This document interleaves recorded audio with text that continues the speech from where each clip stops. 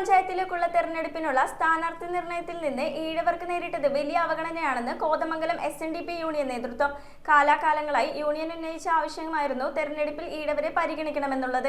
എന്നാൽ ഇപ്പോൾ നേരിട്ട അവഗണന വളരെ വലുതാണെന്ന് യൂണിയൻ നേതാക്കൾ പത്രസമ്മേളനത്തിൽ തുറന്നുകാട്ടി. കോതമംഗലം താലൂക്കിൽ നഗരസഭയിലും 10 പഞ്ചായത്തുകളിലുമായി SNDP യോഗത്തിന് 26 ശാഖകളാണുള്ളത്. ത്രിതല പഞ്ചായത്ത് തെരഞ്ഞെടുപ്പിൽ പ്രധാന രാഷ്ട്രീയ പാർട്ടി നേതാക്കളോട് ഈഴവരെ കൂടി പരിഗണിക്കണമെന്ന് SNDP യൂണിയൻ നേതൃത്വം ആവശ്യപ്പെട്ടിരുന്നു. കാലാകാലങ്ങളായി യോഗ നേതൃത്വം ആവശ്യപ്പെടുന്ന കാര്യം കൂടിയാണ് ഈ പ്രശ്നം. ഇതിനെതിരെയുള്ള പ്രതിഷേധമായിട്ടാണ് യൂണിയൻ പത്രസമ്മേളനം വിളിച്ചുകൂട്ടിയത്. വാർത്താ സമ്മേളനത്തിൽ president Aji Narayanan, vice president KS Shinil Kumar, secretary PA Soman എന്നിവർ പങ്കെടുത്തു. 10 പഞ്ചായത്തിലും മുനിസിപ്പാലിറ്റിയിലുമായിട്ടുള്ള 3 പ്രമുഖ രാഷ്ട്രീയ പാർട്ടിയുടെ നേതാക്കന്മാരുമായിട്ട് SNDP യൂണിയന്റെ ഭാരവാഹികൾ ആശയവിനിമയം നടത്തുകയും ശ്രീനാരായണ സമൂഹത്തിൽ അല്ലെങ്കിൽ ഈഴവർക്ക് മതിയായ പരിഗണന നൽകണമെന്ന് ആവശ്യപ്പെടുകയും ചെയ്തിരുന്നു. എന്നാൽ CPM നേതൃത്വം കൊടുക്കുന്ന LDF ഏകദേശം 30ഓളം സീറ്റുകളിൽ പരിഗണിക്കുകയും 2 ബ്ലോക്ക് സീറ്റ് ഉൾപ്പെടെ നൽകുകയും ചെയ്തിട്ടുണ്ട്. BJP നേതൃത്വം കൊടുക്കുന്ന NDA നേതൃത്വവും 15-ൽ പരം സീറ്റുകൾ നൽകി പരിഗണിച്ചിട്ടുണ്ട്. കോൺഗ്രസ് നേതൃത്വം കൊടുക്കുന്ന UDF